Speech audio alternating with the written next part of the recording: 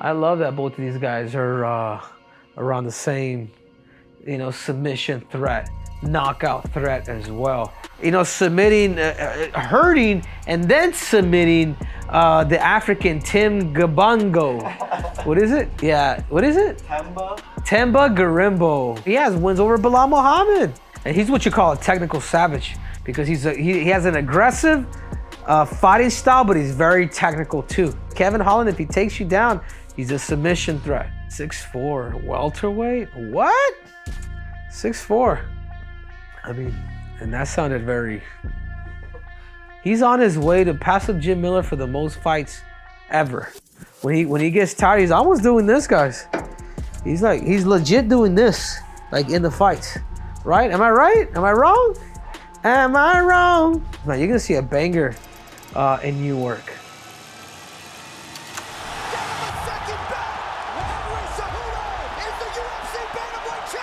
My name is Triple C. I am the greatest combat athlete of all time.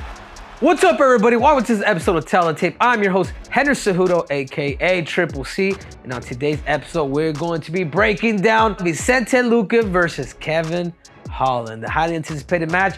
Who is it that's gonna come out up top? And this episode is brought to you by the one and only F3 Energy. It's not just energy, it's fuel, it's focus until I am damn finished. So you guys make sure to go to your local vitamin shop and get your F3 on. Here we have it, Vicente Luque number 14th against Kevin Holland. What are they trying to do to Kevin Holland? That's my question. Vicente Luque is really, really good. And he's got, he's got 32, yeah, about 32, 34? 34, yeah, 34 fights. Oh my, dude, look at Kevin Holland. Dude, can you guys, since I suck at math, can you guys help me out here? 41 fights, Jesus, man. Kevin Holland's a vet, dude. He got into the UFC, but he's got a lot of fights in the UFC too. 11 KOs for Vicente, 3 decisions and 9 submissions for the Chilean, Brazilian, American, the trilingual superstar. Kevin Holland, 14 KOs, 5 decisions, and 8 submissions. And yeah, I love this. I love that both of these guys are around the same, submission threat, knockout threat as well. Dude, these guys have really similar, they're kind of like equal in finishes, submissions, and decisions, which is crazy. The height advantage goes to Kevin Holland at 6'3". The reach advantage. Wow, this is yeah. Kevin Holland is one big welterweight, because that's crazy, man. The amount of being 6'3" and then having he's an inch shorter than John Jones, to put it to perspective. That's how tall Kevin Holland is. 33 years young through to age 32. This is a very competitive fight. This fight right here is very competitive in the sense where, yeah, there's a height discrepancy, but everywhere else, age, number of fights, number of submissions is absolutely crazy. But let's talk about Vicente Luque. What are his strengths? He's got he's got this finishing rate that's absolutely ridiculous. Whether him finishing Tyron Woodley, whether him, submitting, hurting, and then submitting the African Tim Gabango. What is it? Temba Garimbo. Yeah, what is it? Temba Garimbo. Temba Garimbo. I mean, the way he was able to finish him, he has wins over Bilal Muhammad, the former welterweight champion of the world. I mean, throw out the resume there for me, the people that he's beat. Rafael Dos Anjos. Michael Chiesa. Tyron Woodley. Randy Brown. And real quick, how did he beat Randy Brown? Did he submit him? KO. He KO'd him. Randy Brown's 6'5", I think. He's tall, bro. He's 6'4" at least. Ooh, that says a lot about this fight. That being said, this man is very, very dangerous, and he hurts people, and he could submit. I think the only thing that's really messing with Vicente Luque to really make him well-rounded is just that grit of wrestling. If you're able to add that grit or wrestling with a little bit of tactics, this guy would probably be the best in the world because his ability is there, man. Very gifted human being. I mean, powerful striking. I mean, like I said, the list goes on and on and on. Who's it that he's finished, knocked out, and has wins over like really good people? He finished a guy like Bilal Muhammad. I mean, the power is there, the elite BJJ, the different finishing ability. This guy has a toolbox that's just flooded with damn tools. And according to what is it that happened, he is going to use that. And he's what you call a technical savage because he has an aggressive fighting style, but he's very technical too. You know, when I think of Vicente Luque, like I will put him in maybe, you know, one of those categories of just a technical savage. Like he's gonna technically disarm you, but hurt you. Like he's not just gonna disarm you little by little. He wants to go for broke. But without further ado, let's talk about, you know, his weaknesses. Just recent inconsistency. I mean, besides his last fight, great. He looked really good. Hurt him. The fight didn't go past half a round. But some of the other fights of him kind of going through through bumps and not coming out of has, you know, could this be a mental challenge for him? And then because he does go for broke, I'm talking about his striking defense. I mean, how good is that? If you get hit quite a bit, I mean, is it worth it for you to, maybe he should calm down a little bit of that risk taking and focus more here with a little bit of risk. But that's up to Vicente Luque, his takedown defense. Remember when I said it was something that he's really missing is his takedown? Yeah, 100%. He needs, this is where everybody's gonna try to take him. Kevin Holland, at one point in that fight, if he doesn't hurt him or beat him up, he's gonna go for takedowns. And Kevin Holland, if he takes you down, he's a submission threat. You know, and just, you know, I mean, he's proven that he could beat guys like Bobby Brown with that range, but I will say this, Kevin Holland's a lot craftier than Randy Brown. You know, I feel like Randy has more of the ability, but he's just different. And without further ado, let's break down Kevin Holland. Let's break down Yuck Mouth. What are his strengths?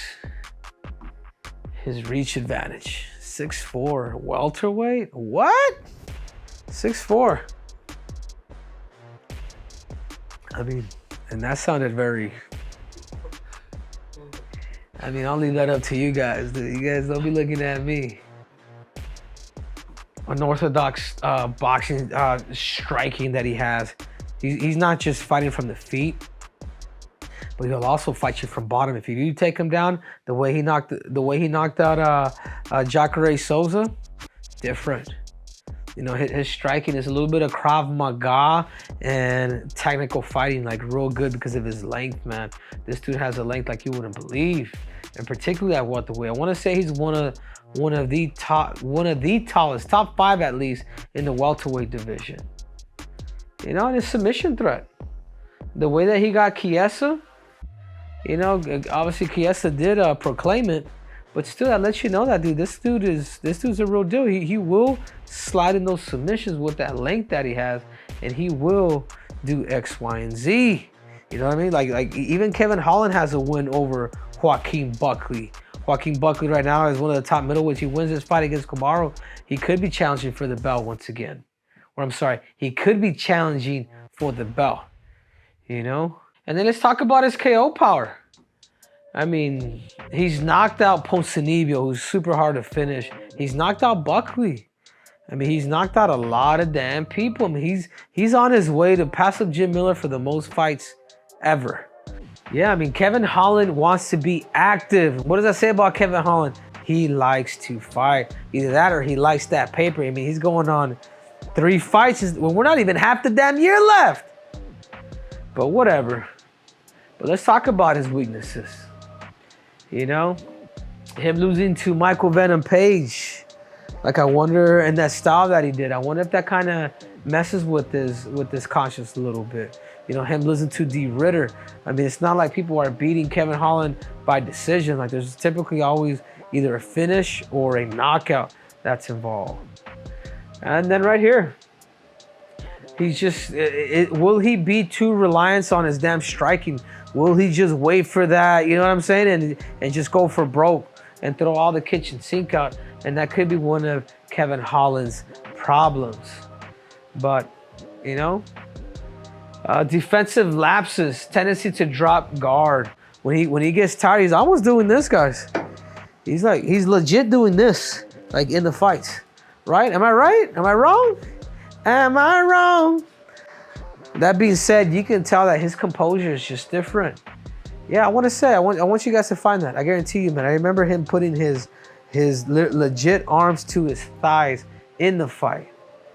You know, and his weaknesses against versatile finishers. I mean, I will give him this. He did beat Buckley, and Buckley's very versatile. But when you go up against guys that bring that pressure, that have that grit, you know, Kevin Holland at times he will be like, "Fuck, if I don't get rid of you soon, then." Like, you can tell his demeanor, his composure just starts to change. But let's get to the punch stats here. Number 14, Vicente Luque, 5.05 strikes landed per minute to Kevin Holland. Strikes landed per minute, 4.19. That's very active, dude, for both of them. It really is, man. You're going to see a banger in New York. You know, strikes absorbed per minute. In other words, because he throws less, he's getting hit less. So, you know what I'm saying? The high risk, kind of like you win it all, you lose it all. Takedown accuracy for Vicente Luque, 54% to takedown accuracy for Kevin Holland at 38%. Yeah, which this isn't bad, man. Call it what you want to call it. If he is able to get Vicente Luque down, Vicente Luque could be in trouble, dude, and particularly if he's just thinking striking. I guarantee you, but more likely, I'm probably thinking Vicente Luque is looking for more likely that takedown with a rangier fighter, and then bring it up to your feet. Takedown defense. This is what's impressive. You know what I'm saying? Like, Vicente's percentage is pretty good. You know, a little more, you know, a little above of what Kevin Holland has, just a little above, but you got to give it to these guys. Submission average with more submissions coming to Vicente Luque. Man, I tell you what, Kevin Holland he's ballsy, man, for taking these fights against the toughest opposition out there. Kudos to him. But if I had to put my money on somebody, I'm going Vicente Luque. And I think he was actually raised in, I think he actually lived in New Jersey, I believe, when he was living here. When he was living in the U.S., we did a podcast with him. And I believe he was living in New Jersey in those days. And now he's going to get a chance to fight in his damn backyard. I mean, if Vicente Luque used that versatile fighting, up that defense just a little bit more tactically, look for a takedown and maybe look for a submission, that'd be the easiest way out. But I do believe that he's going to bang a little and then look for everything that I'm actually talking about. But forget what I think. What do you guys think? You guys comment below, and who knows, I may just argue with you. But that being said, this episode is brought to you by the one and only F3 Energy. It's not just fuel, it's focus until I am damn finished. So you guys make sure to go to your local vitamin shop because F3 is out nationwide. Till next time, Triple C is out.